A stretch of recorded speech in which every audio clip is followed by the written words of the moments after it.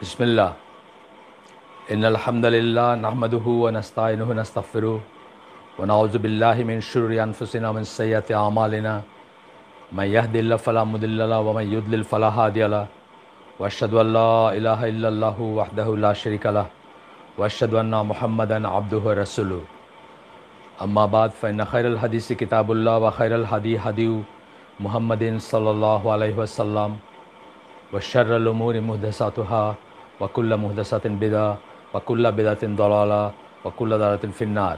আসসালামু আলাইকুম বরহমতুল্লাহি ওবরাকাতুহু। আমরা আজকের আয়োজনটা রাত্রি 9:30টার পরিবর্তে 6:30টায় করতে আমরা সাজেস্ট করলাম তাকওয়া মসজিদকে, এই জন্য যে 9:30 আসলে এখন তো মাগরিব হয়ে যায় 5:30টার আগে, 5:15টার কাছাকাছি। ডিফারেন্ট জায়গায় সিলেটে ঢাকায় হয়তো একটু ডিফারেন্ট হতে পারে। সো এরপরে অনেকটুকু সময় থাকে এশার নামাজের আগে, অথবা তাকওয়া মসজিদে যে সময় এশার নামাজ পড়েন তারা রাত্রে 9টায়, তার আগে অনেকটুকু সময় থাকে। সো আমরা এই প্রোগ্রামটা এর মাঝখানে করতে পারি। রাতে তো রাত জাগা অথবা রাতটা বেশি হওয়াটা তো অনইসলামিকও। দুই একজন আগে এটি নিয়ে কথা বলছেন, তা আমরা চিন্তা করতেছিলাম কী করব। সো আজকে হয়তো অনেকেই জানেন না, যারা প্রোগ্রামগুলো অ্যাটেন্ড করেন অনেকে হয়তো খবর পান নাই যে আমরা প্রোগ্রামটা জাস্ট 3 ঘন্টা সামনে নিয়ে আসছি। ইনশাল্লাহ আস্তে আস্তে জানবেন বা পরবর্তীতে হয়তো অ্যালাইন্ড হবেন। আজকে আমরা একটা আমাদের গতদিনের আয়োজনটা শেষ। আমরা বলছিলাম যে আমাদের আপনার ক্রান্তিলগ্নে ইসলাম যে বইটা ধরে পড়তেছিলাম আমরা ওটা শেষ করছি। আজকে আমরা একটা খুব ইম্পর্ট্যান্ট ব্যাপার নিয়ে ইনশাল্লাহ জানার চেষ্টা করব। হয়তো কয়েকটা পর্ব হবে, 2-3টা পর্ব হতে পারে। এই ব্যাপারটা আমরা যতখানি হালাকা করি, যত জায়গায় আমরা দিনের মজলিস করি, সেখানে অন্তত একবার চেষ্টা করি এটা জানাইতে বা এই ধরনের জিনিস পড়তে। এটা অত্যন্ত ইম্পর্ট্যান্ট জিনিস। আমাদের দেশে এটা নিয়ে খুব বেশি কথাটা বলে না কেউ।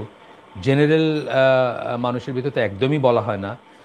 আর যারা স্কলারলি কাজ করেন তাদের ভিতরেও সবাই এটা নিয়ে এত চিন্তিত না বা এত কনসাস না। আবার অনেকে এটার ভিতরেই আসেন, সুতরাং তারা এটা দেখতে পান না যে এটা সমস্যাটা কোথায়। এই সাবজেক্টটার নাম হবে খারেজিদের বৈশিষ্ট্য। যেমন আপনারা দেখলেন যে আমরা যে অ্যানাউন্সমেন্টটা করছেন তাকওয়া মসজিদ থেকে, সেখানে খারেজিদের বৈশিষ্ট্য হিসাবে করছেন। ওই মেইন টপিকে যাওয়ার আগে আমি 4টা হাদিস পড়ব যেগুলো আপনার আমাদের সবাই জানার কথা ছিল, জানা উচিত। কিন্তু আমাদের দেশে যেহেতু আমরা মেথডিক্যালি জিনিসপত্র ঘাটি না, পড়ি না, বিশেষ করে যারা ইংরেজি শিক্ষিত বা যারা লেটার এজে দিনের পথে আসছেন, তারা ওইভাবে দেখেন না বা ওইভাবে পড়েন না, সুতরাং আমরা অনেকেই জানি না ব্যাপারগুলো। প্রথম হাদিসটা হচ্ছে আপনার সহি সুনান তিরমিজি বাই আলবানি যেটাকে সহি বলে এই করছেন, সুনান তিরমিজির হাদিস। এখানে আল্লাহ রসুল সাল্লাল্লাহু আলাইহি সাল্লাম বলতেছেন, fear Allah with regard to my companions, আল্লাহকে ভয় করো আমার সাহাবীদের ব্যাপারে। And do not make them target after I am gone, আমি চলে যাওয়ার পরে, আমার মৃত্যুর পরে তাদেরকে টার্গেট বানায় না। হ্যাঁ, এরকম হয় যে অনেকখানে দেখা যায় যে নজবিল্লা, আমি আল্লাহর রসুলের কথা বলতেছি না বা নবী রসুলদের কথা বলতেছি না, আমি পলিটিক্যাল ইস্যুর কথা বলতেছি। যে পলিটিক্যাল ইস্যে দেখা যায় যে একটা গ্রুপ বা একটা দল বা একটা আইডিওলজি খুব পপুলার অথবা খুব পাওয়ারফুল, কিন্তু মেইন ম্যানটা মরে যাওয়ার পরে বা মারা যাওয়ার পরে দেখা যায় যে অন্যদের উপর খুব অত্যাচার হচ্ছে, হয়তো তাদেরকে চেস করে মানে তার দেশেই থাকতে পারতেছে না। এরকম হয় না? এরকম অনেক অনেক ঘটনা হয়, আপনারা হয়তো এমনি শুনছেন বা জেনে থাকবেন, হিস্ট্রিতে আছে। যেমন কমিউনিজমের পতনের পরে আমরা দেখি যে যারা এক্স কমিউনিস্ট ছিল তাদের কী অবস্থা হয়েছে। সাদ্দাম হোসেনের পতনের পরে আমরা দেখছি যে তার মূর্তি টুর্তি যারা মূর্তি বানাইছে তারাই হয়তো সেই মূর্তি টেনে টেনে ফেলছে ইত্যাদি। সেটার সাথে আমি কম্পেয়ার করতেছি, কিন্তু আমি বলছি এরকম হয়। তো আল্লাহ রাসূল সাল্লাল্লাহু আলাইহি ওয়াসাল্লাম বলতেছেন যে তাদেরকে টার্গেট করো না। He who loves them does so from love of me, যে সাহাবীদেরকে ভালোবাসে সে কেন ভালোবাসে? আমার ভালোবাসার থেকে তাদেরকে ভালোবাসে। And he who hates them does so from hatred of me, আর যারা তাদেরকে ঘৃণা করে, অপছন্দ করে, তারা কেন ঘৃণা করে? তারা আমাকে ঘৃণা করে, তাই তাদেরকে ঘৃণা করে। অর্থাৎ তাদেরকে ভালোবাসা এবং রসুলকে ভালোবাসা একই অ্যাক্সিসে নিয়ে আসলেন আল্লাহ রসুল, এবং তাদেরকে ঘৃণা করা এবং রসুলকে ঘৃণা করা একই পর্যায়ে নিয়ে আসলেন। হি who অফেন্ডস them has offended me, যে তাদেরকে অপমান করে সে আসলে আমাকেই অপমান করলো। রাসূল বলতেছেন সাল্লাল্লাহু আলাইহি ওয়াসাল্লাম, হি হু অফেন্ডস মি হ্যাজ অফেন্ডেড আল্লাহ। দেখেন কিভাবে এটা সূত্রটা করে দিচ্ছেন, যে তাদেরকে অপমান করলো সে আমাকে অপমান করলো, আর যে আমাকে অপমান করলো সে আসলে আল্লাহকে অপমান করলো। And he who offends Allah will soon be punished by him, তার উপর আল্লাহর শাস্তি নেমে আসবে যে আল্লাহকে অপমানিত করে বা অ্যাটাক করে। কত বড় কথা বলছেন। আমাদের দেশে টম ডিক হ্যারি থেকে শুরু করে সোকল্ড আপনার কি বলে সোকল্ড আতেল অথবা ইসলামী চিন্তাবিদরা সামান্য একটু ডিসকমফোর্টের জন্য বা সামান্য একটু জিনিসের জন্য বা তার মতের সাথে মিলানে দেখে একজন সাহাবিকে চট করে বিলিফাই করে ফেলেন, এক বা একাধিকজনকে, বা কোনো একটা সাইড নেন বা কোনো একটা করেন। এটা স্পেশালি আমরা দেখি মুআবিয়া রাদিয়াল্লাহু আনহু আলী রাদিয়াল্লাহু আনহুর ব্যাপারে। আমরা বলি না যে সাহাবীদের কোনো ভুল ছিল না, আমরা বলি না তারা ভুলের ঊর্ধ্বে ছিলেন, কারণ তারা ডিভাইনলি প্রোটেক্টেড ছিলেন না। আল্লাহ রাসূল সাল্লাল্লাহু আলাইহি সাল্লাম যেভাবে প্রোটেক্টেড ছিলেন আল্লাহর তরফ থেকে ডিভাইনলি ঐশ্বরিকভাবে, আল্লাহই ক্ষমতায় বা আল্লাহর নিজস্ব তত্ত্বাবধানে যেভাবে প্রোটেক্টেড ছিলেন, অন্যদেরকে আল্লাহ সেভাবে প্রোটেকশনের গ্যারান্টি দেন নাই, কিন্তু তাদেরকে মাফ করে দিয়েছেন আল্লাহ। এটা আমাদেরকে বুঝতে হবে। তাদের সমস্ত ভুল ত্রুটি অথবা যা ঘটবে সামনে আল্লাহ তার ডিভাইন উইজডমে জানতেন, সেটা সহ আল্লাহ তাদেরকে মাফ করে দিয়েছেন। এই কথাটা আমরা মনে রাখবো। এবং সূত্রটা তো দেখছেন কি ভয়ঙ্কর সূত্র, মানে কিভাবে আল্লাহ রসুল নিজের সাথে তাদেরকে টাই আপ করছেন এবং শেষ পর্যন্ত আল্লাহর সাথে তাদেরকে টাই আপ করছেন। এটা আমরা মনে রাখবো এবং ইনশাআল্লাহ এইসব থেকে আমরা বেঁচে থাকবো। আমরা বলি না তারা ভুলের ঊর্ধ্বে, তারা যে ভুল করছেন সেটার হিসাব আল্লাহর সাথে, সেসব জেনেই আল্লাহ তাদেরকে মাফ করছেন। রাদিয়াল্লাহু আনহু বলছেন ওয়ারাদু আনহু, আমরা কোরআনে জানি একাধিক জায়গায় আসছে কথাগুলা। সুতরাং এইসব জেনে এইসব সমেতই আল্লাহ তাদেরকে মাফ করছেন। এইসব সমেতই আল্লাহ রসুল তাদেরকে জান্নাতি বলে নাম ধরে ধরে বলছেন অনেককে। হ্যাঁ, আমরা জানি ক্যাটাগরিগুলো, আজকে সেটা বিষয় না, আমরা আর এটাতে যাব না। এরপরের হাদিস যেটা পড়বো আমি, সেটা হচ্ছে আপনার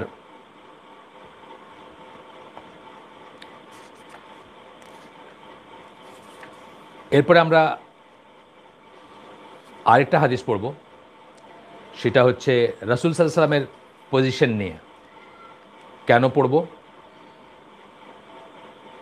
এখানেও আল্লাহ রাসূল সাল্লাল্লাহু আলাইহি ওয়াসাল্লাম লিডারদেরকে, মুসলিম উম্মার লিডার যারা, তাদেরকে, সেই লিডার যে পারফেক্ট হবে এমন কোনো কথা নেই। আমরা একবারও বলতেছি না সেই লিডার পারফেক্ট হইতেই হবে বা হবে, কিন্তু মুসলিম উম্মার লিডার বা মুসলিমদের লিডার যে থাকবে, শাসক যে থাকবে, আমির যে থাকবে, তাকে দেখেন আল্লাহ রাসূল সাল্লাল্লাহু আলাইহি ওয়াসাল্লাম কীভাবে আল্লাহর সাথে তার সাথে সম্পৃক্ত করতেছেন।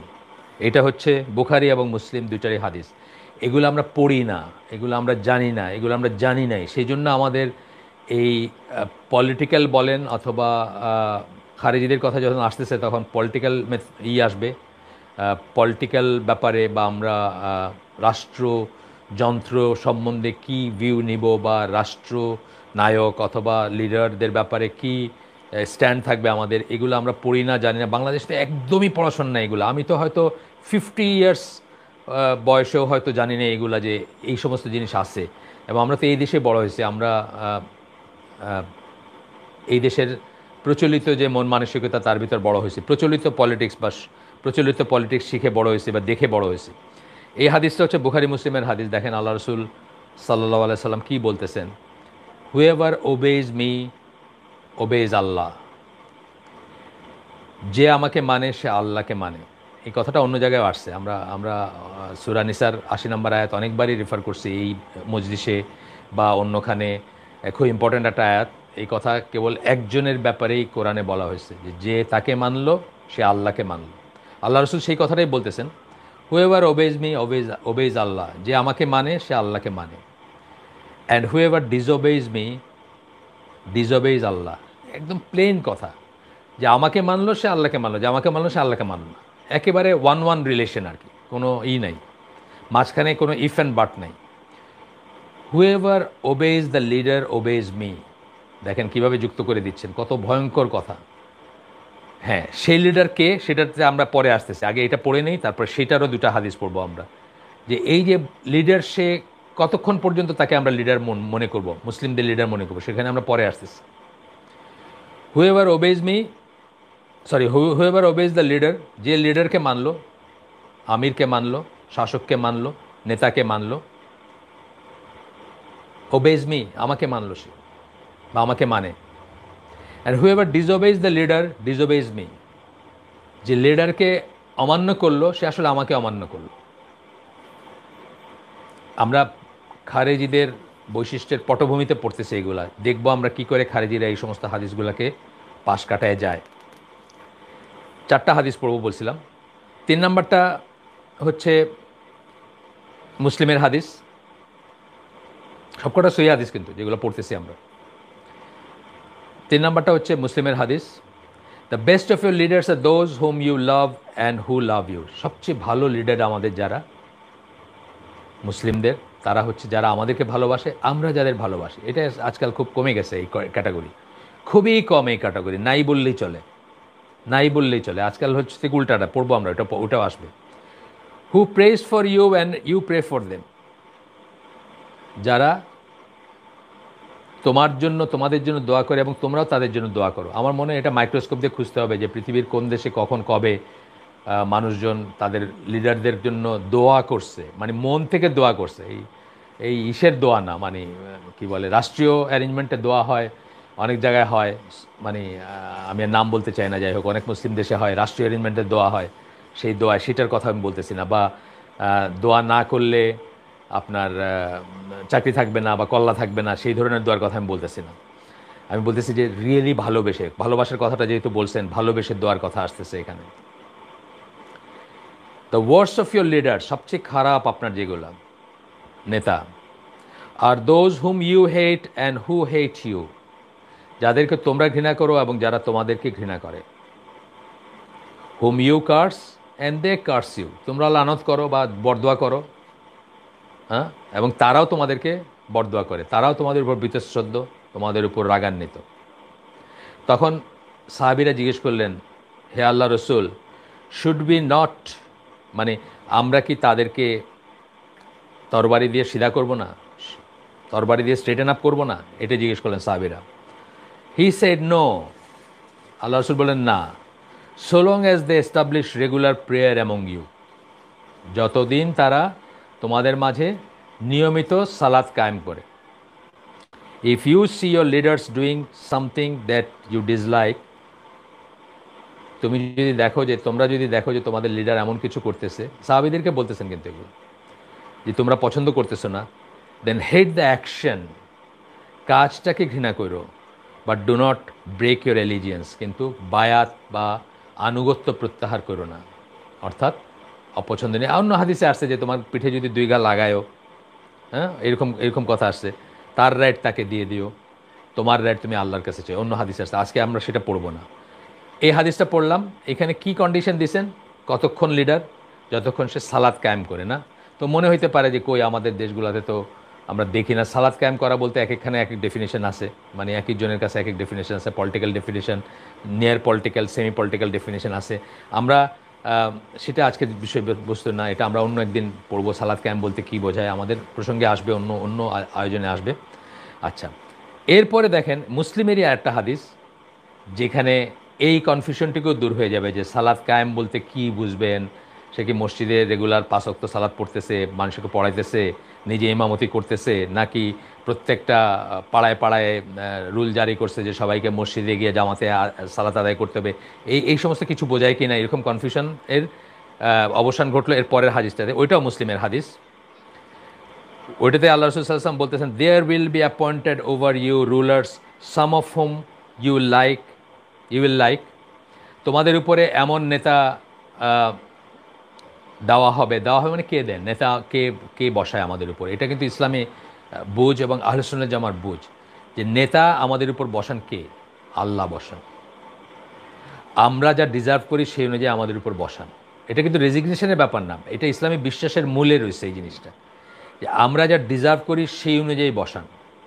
এবং আল্লাহর সেই ডিসিশনকে আমরা যদি, হাসান বসরি বলছেন যে আমরা আল্লাহর সেই ডিসিশনকে আমরা যদি করি, অত্যাচারী শাসক যখন মদিনায় বা ইত্যাদি জায়গায় গভর্নররা অত্যাচারী হলো বা অনেক অত্যাচার করতেছে অনেকেই, তখন হাসান বসরি বলছেন যে কসম করে বলছেন যে তোমরা যদি এদেরকে ডিপোজ করো, এদের এগেনস্টে বিদ্রোহ করো, এরপর তোমাদের উপরে পিগস অ্যান্ড মানকিজ বসায় দেওয়া হবে, মানে শূকর এবং বানর বসায় দেওয়া হবে, বিকজ যাকে বসানো হয়েছে ইউ ডিজার্ভ দেম বা ইউ ডিজার্ভ হিম, তাকেই তোমরা মানে করো, তোমাদের যোগ্যতা তাকে, তার মতো শাসকই আহ্বান করে বা তারকে বুঝেই দেওয়া দিচ্ছেন আল্লাহ।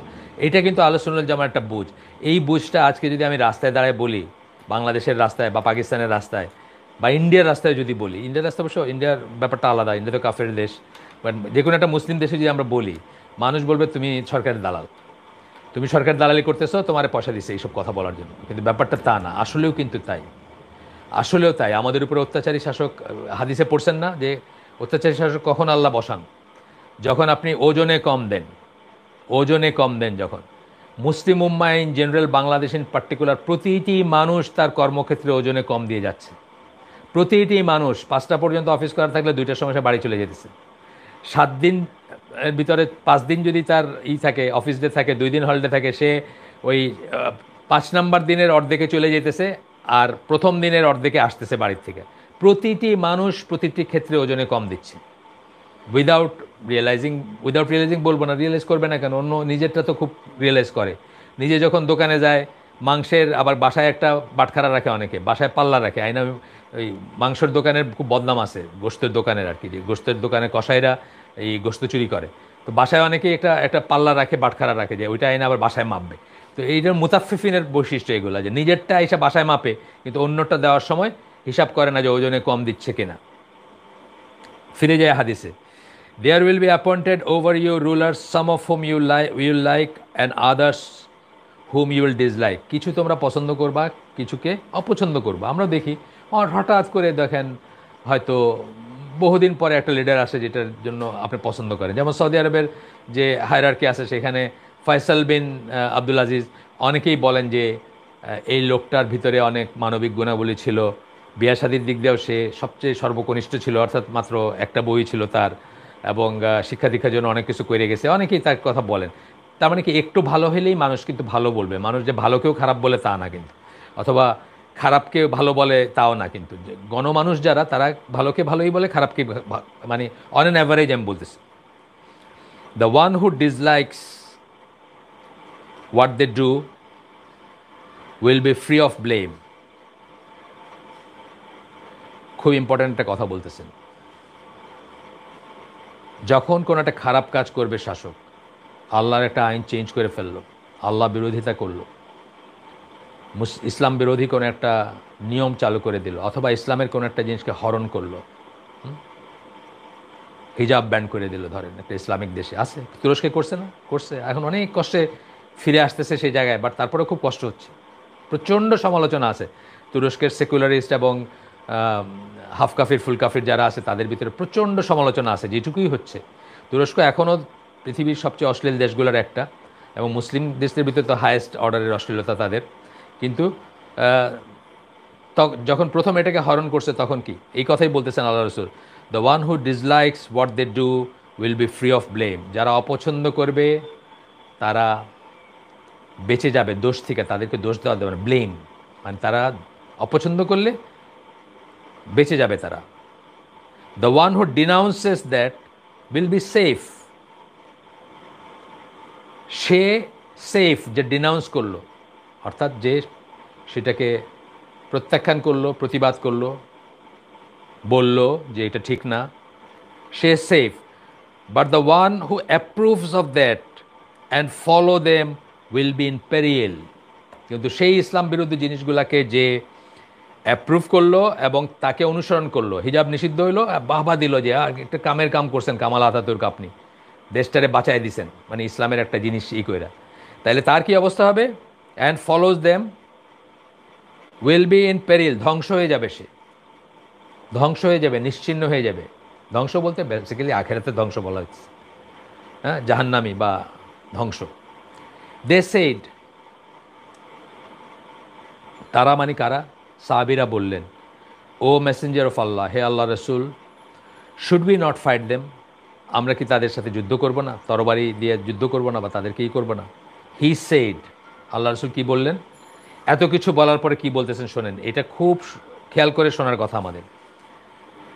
No, not so long as they pray, না ততক্ষণ পর্যন্ত না যতক্ষণ পর্যন্ত তারা সালাত পড়ে। প্রে বলতে কি? প্রে বলতে এস্টাবলিশ বলেন নাই কিন্তু। ওই যে কনফিউশনগুলো আসবে সালাত কায়েম করো ওইগুলো কিন্তু আর বলেন নাই। এখন বলছেন সে নামাজ পড়ে।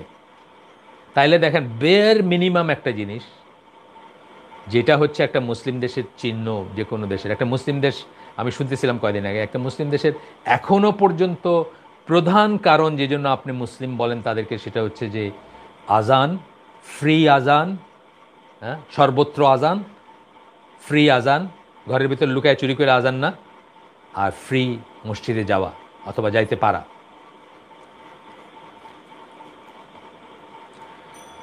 এই আমার পড়ার ছিল 4টা হাদিস আমরা পড়লাম। পটভূমি হিসাবে আজকের যে আমাদের আলোচনা আমরা শেষ করলাম। ইসলামের পলিটিক্স বা রাষ্ট্র পরিচালনার মূলনীতি বা নিয়মকানুন পৃথিবীর সকল পলিটিক্যাল থিওরির চেয়ে আলাদা, এটা আমরা বুঝবো। আমরা পলিটিক্স বলতে যা বুঝি সচরাচর, যা শিখছি, যা পড়ি, আমাদের দেশে পলিটিক্যাল সায়েন্স তো পড়ে, প্লাস আর্টস ফ্যাকাল্টির অনেক সাবজেক্ট যেমন ধরেন পাবলিক অ্যাডমিনিস্ট্রেশন বা এই ধরনের সাবজেক্টগুলোতে আপনার পলিটিক্সের একটা অংশ থাকে, বুঝতে হয় পলিটিক্সটা কী, কীভাবে চলতেছে।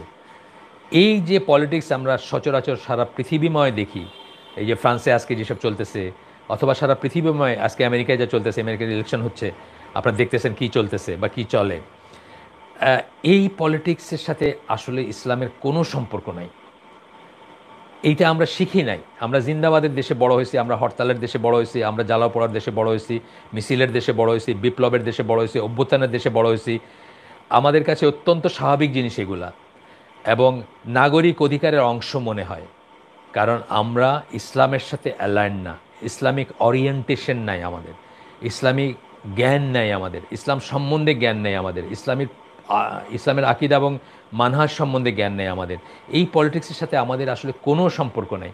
আপনার একটা উদাহরণ দেই, বলি, আমি অনেক সময় বলছি আগে, যে ধরেন এই পৃথিবীর সবচেয়ে ভালো মানুষটা আমেরিকায় বসবাস করে, সারা পৃথিবীর সবচেয়ে ভালো মানুষটি, হ্যাঁ জাস্ট মানুষ হিসাবে ধরেন, জাস্ট মানবিক গুণাবলীতে, ধর্মের কথা নাই আনলাম আমি, সে আমেরিকান একটা প্রাইমারি স্কুলের একটা টিচার, ধরেন ছোট একটা কাউন্টি বা ওই ছোট একটা ইসে থাকে, ওই সাবার কোথাও থাকে। আমি এরকম অনেক সাবারবে গেছি, আল্লাহ আমাকে নিছেন। মানুষগুলো খুব ভালো হয়, আমেরিকান মানুষগুলো, মানে যারা মানে ওই হাইপার গেটো বা বড় সিটিতে না থাকে তারা কিন্তু খুব কনজারভেটিভও হয়, খুব ভালো হয়, মানে নাইভ এক ধরনের, মানে দুনিয়া সম্বন্ধে অজ্ঞ, দুনিয়ার বেশি কিছু জানে না, বাট মানুষগুলা বেসিক্যালি ভালো। এখন ওইখানের একটা স্কুলে এসে পড়ায়, দুনিয়ার সবচেয়ে ভালো মানুষ বললাম। কেউ মনে করলো যে এই মানুষটাকে আমি প্রপোজ করি to be president of United States. আপনি কি মনে করেন কোনোভাবে সম্ভব যে সে আমেরিকান প্রেসিডেন্ট হতে পারবে? পারবে না। কারণ পলিটিক্সের যে সিস্টেম, পলিটিক্সের যে প্রক্রিয়া, সেটাই তাকে হইতে দিবে না। Billions and billions of dollar এর স্পন্সর থাকতে হবে। এই যে সমস্ত দেখতেছেন যে যা হচ্ছে আমেরিকায়, সেগুলোর খরচ জোগানোর জন্য থাকতে হবে, ইলেকশনে খরচ জোগানো, পরবর্তীতে খরচ জোগানো, অ্যান্ড সো অন। তবেই তার প্রেসিডেন্ট হওয়ার কোনো স্কোপ আছে। সে পৃথিবীর বেস্ট মানুষ হয়ে প্রেসিডেন্ট হতে পারবে না যদি সে বিলিয়নিয়ার না হয়, মাল্টি বিলিয়নের না হয়, তাহলে তার কোনো স্কোপ নেই। আর তার পিছনে যদি বিলিয়নাররা জড়ো না হয়, তাহলে তার কোনো চান্সই নেই। সো এই যে মানে পলিটিক্যাল থিওরি পৃথিবীর, এটার সাথে আমাদের কোনো সম্পর্ক নেই, এটা আমাদেরকে বুঝতে হবে। আচ্ছা, আমরা এখন মেইন পেপারটাতে যাই। এতক্ষণ ধরে আমরা বাইরের জিনিস পড়লাম। আপনি বলতে পারেন যে একটা পটভূমি তৈরি করলাম, যে আমরা আজকে যে পেপারটা পড়ব সেটা একটা পটভূমি তৈরি করলাম, যে পেপারটা পড়াটা যেন জাস্টিফাইড মনে হয়, কেন আমরা এগুলো জানবো সেগুলো যেন মনে হয়, এবং যা জানবো সেটা যেন আমরা জীবনে ইন্টারেস্টিং হইলে, অথবা যদি মনে করি এটা ইম্পর্টেন্ট, তাহলে আমরা জীবনে ধারণ করতে পারবো। আর যদি মনে করি যে না, ইটস নট দ্যাট ইম্পর্টেন্ট, তাহলে আমরা এক কান দিয়ে শুনবো, আরেক কান দিয়ে বাইর হয়ে যাবে। আচ্ছা, এই পেপারটার নাম হচ্ছে selected examples from the characteristics of the extremist খাওয়ারিজ। বেছে নেওয়া কিছু উদাহরণ। কিসের উদাহরণ?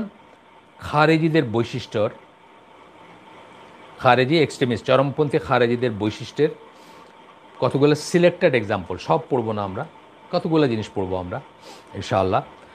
আর এখানে যে কতগুলো আছে অ্যাকচুয়ালি 58টা বৈশিষ্ট্য দিচ্ছেন ওনারা, আমরা হয়তো 58টা পড়বো না, আমরা হয়তো মোটে মাটে ধরেন হয়তো 35টা বা এরকম কিছু পড়বো, কারণ কিছু কিছু ওভারল্যাপ আছে, কিছু কিছু ইসে জাস্ট হাদিসের কথাটা বা বর্ণনাটাতে একটা সেন্টেন্স বেশি আছে দেখে ওটা উল্লেখ করছেন বা এরকম কিছু, সেগুলো আমরা পড়বো না, আমরা স্কিপ করে যাবো, আমরা মেজরগুলো পড়বো।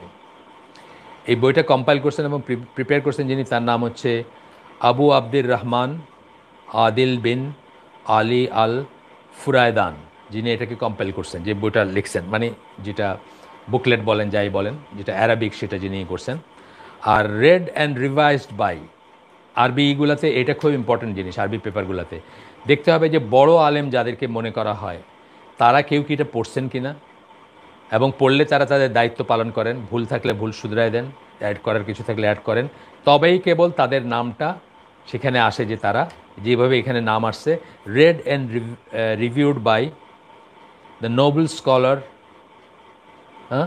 সালি bin Fawzan al Fawzan, scholars দুইজন, Saleh bin Fawzan al Fawzan, আপনাকে অনেকবার বলছি যে বর্তমান পৃথিবীর সবচেয়ে বড় আলেমদের একজন, 1933 সালে তার জন্ম, অনেক বয়স, আল্লাহ তাকে নেক হায়াত দান করুন।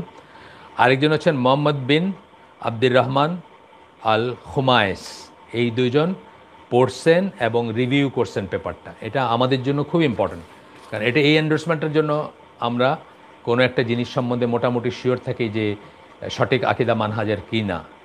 এখানে একটু উল্টাপাল্টা নাম দেখলে আমরা হয়তো অনেক সময় পড়ি, কিন্তু কেয়ারফুলি পড়ি, যে একটু কেয়ারফুলি পড়ার ব্যাপার আছে।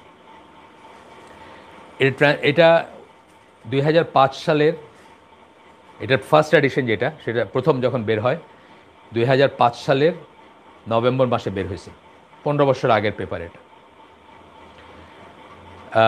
বলতে পারেন যে আল কায়দা এবং আইএস এগুলার মানে প্রকাশিত হওয়ার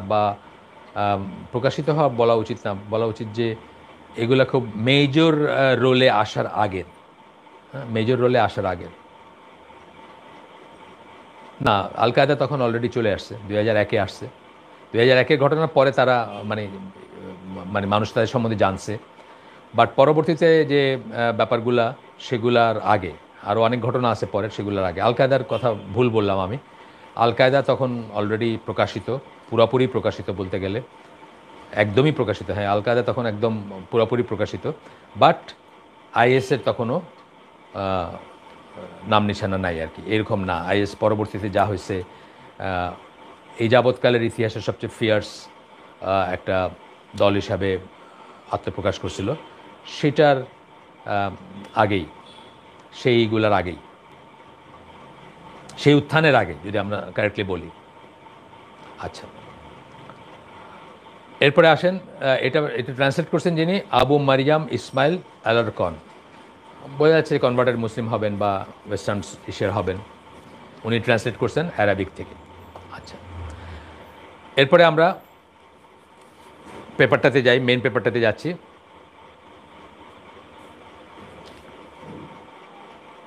আপনার প্রথমে বলতেছেন ডেফিনেশন অফ দ্য খাওয়ারিজ and a warning against them. Define করতে হবে তো, যে কোনো কিছু নিয়ে আমরা যখন পড়াশোনা করব বা করব, তাকে ডিফাইন করব যে আমরা বিশেষ করে যখন একটা জনগোষ্ঠী বা জনসমষ্টি সম্বন্ধে বা একটা দল সম্বন্ধে আমরা পড়তেছি, তারা কারা, মানে প্রাইমারি ডেফিনেশন দিব। একটা হলো ডেফিনেশন, একটা বৈশিষ্ট্য, দুটো কিন্তু আলাদা জিনিস। ডেফিনেশন হচ্ছে আপনার অল্প কথায় আপনি ডিফাইন করবেন একটাই, আর বৈশিষ্ট্যগুলো হচ্ছে যে এই এই এই এই এই এই বৈশিষ্ট্য দেখা যাবে, তাই না? এই এই এই এই বৈশিষ্ট্য দেখা যাবে, তখন তাদেরকে মনে করা হবে যে তারা ধরেন কাফের অথবা মুমিন। আমরা খুব শর্টে প্রথমে কি বলবো, মুমিন মানে কি বা কাফের মানে কি? যারা মুমিন আমরা ডিফাইন করবো কি দিয়ে? ইমান দিয়ে ডিফাইন করবো। ইমান ডিফাইন করবো কি দিয়ে? ওই যে 6টা স্তম্ভ আছে ইমানের। তো যারা এগুলা এবং এগুলার সম্বন্ধীয় সকল বিশ্বাসগুলোকে সঠিকভাবে বিশ্বাস করে, তাদেরকে আমরা মুমিন বললাম, খুব শর্টে ডেফিনেশন সাইরে দিলাম। আবার কাফের বললাম যে যারা এগুলোতে বিশ্বাস করে না বা আল্লাহ বিশ্বাস করে না বা এসে, তাদেরকে বললাম। তারপরে আসবে যে বৈশিষ্ট্যগুলো আসবে, বৈশিষ্ট্য আসবে। মুনাফিকের ব্যাপারও একই। মুনাফিক মানে কি নিফাক, যে যা বলে সেটা মিন করে না, যেটা মিন করে সেটা বলে না, অর্থাৎ ভিতর এবং বাইরে যার আলাদা। ডেফিনেশন হয়ে গেল। বৈশিষ্ট্যে যখন গেলাম তখন কি বললাম, যখন কথা বলে তখন মিথ্যা কথা বলে, যখন প্রমিস করে তখন মিথ্যা প্রমিস করে, আমানত করলে আমানতের খেয়ানত করে, অ্যান্ড সো অন, মানে আরও আরও যা আছে সেগুলো বৈশিষ্ট্য আসবে। তো যাই হোক, আমরা ইসে যাচ্ছি, ডেফিনেশনে যাচ্ছি। খাওয়ারিজ কথাটা প্লুরাল অফ খারিজি, খারিজি শব্দের প্লুরাল খাওয়ারিজ।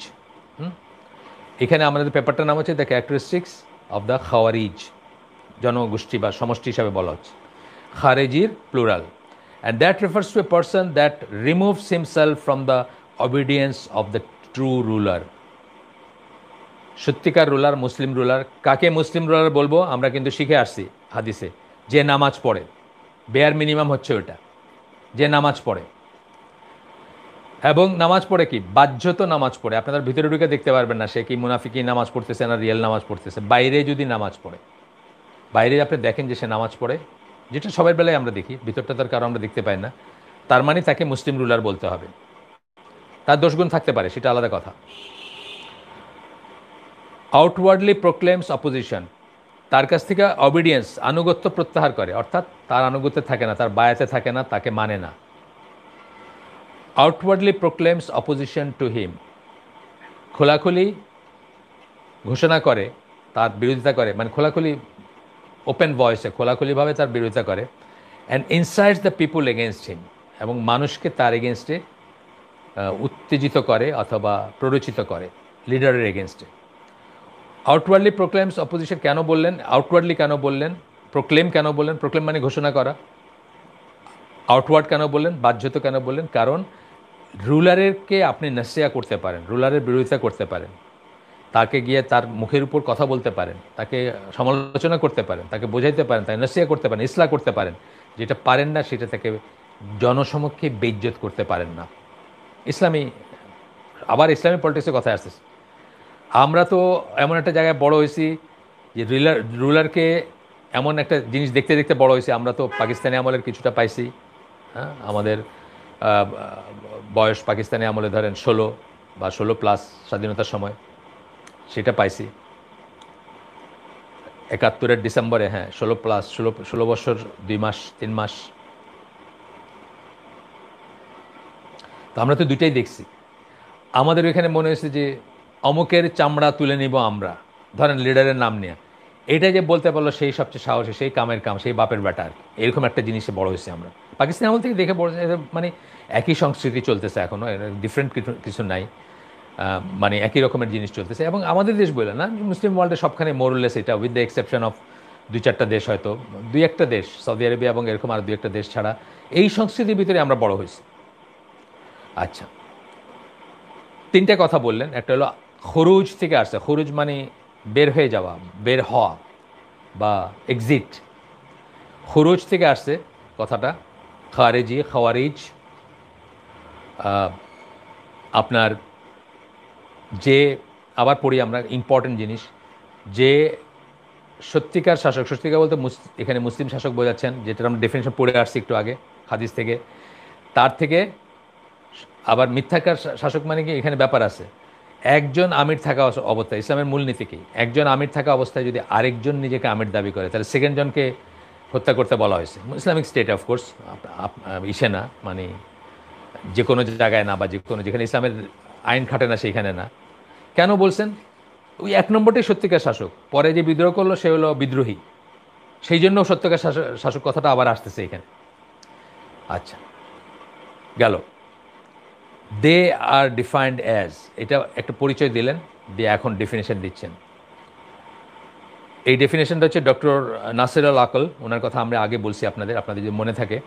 ডক্টর নাসিরুল আকলের বই হচ্ছে, একটা বই রিকমেন্ড করছিলাম আমরা, ইমিটেশন অফ দ্য কুফার, আপনাদের মনে আছে কি নাম যায় না, কাফেরের বা কাফেরদের অনুকরণ করা, ফেমাস একটা বই, সবাই পড়বেন যদি থাকবে, মানে স্কোপ থাকে। ই বুক পাওয়া যায়, ফ্রি ই বুক পাওয়া যায়, পড়বেন ইনশাল্লাহ। আমি বোধহয় লিঙ্কও দিচ্ছি কয়েকজনকে বা কাউকে, অথবা ইসেও দিচ্ছি বোধহয়, এই কোনো একটা আপনাদের ওই ইউটিউবে যেগুলা লাগানো আছে, ক্রান্তিলগ্নে ইসলাম, কোনো একটা পর্বের আমি এটার দিচ্ছি, আপনার কি বলে, ওই লিঙ্কও দিচ্ছি, এই বইটার ই বুকের লিঙ্ক দিচ্ছি।